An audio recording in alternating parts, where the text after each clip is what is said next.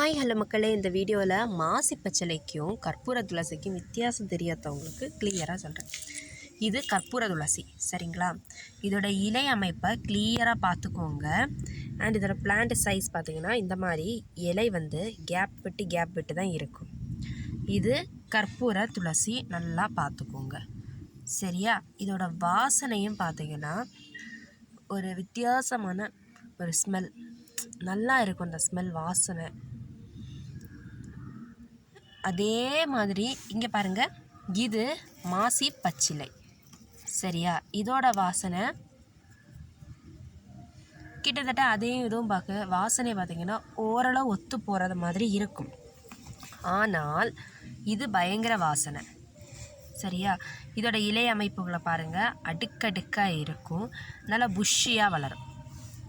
இது பார்த்திங்கன்னா தெரியும், இது அடுக்கடுக்காக இருக்கும். கரெக்டாக பார்த்துக்கோங்க. இதுக்கும் ரொம்ப வித்தியாசம் நம்ம கண்டுபிடிக்க முடியாது, ஆனால் ஓரளவு இந்த மாதிரி கண்டுபிடிச்சிடலாம். இதை பார்த்துக்கோங்க. இதோட இலை அமைப்பு இப்படி இருக்குது, இதோட இலை அமைப்பு இப்படி இருக்குது, நல்லா பார்த்துக்கோங்க.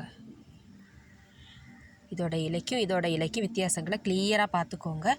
தெரியாதவங்க திரும்ப டவுட்டு கேட்குறவங்களுக்கு தான் நான் இந்த வீடியோ போடுறேன்.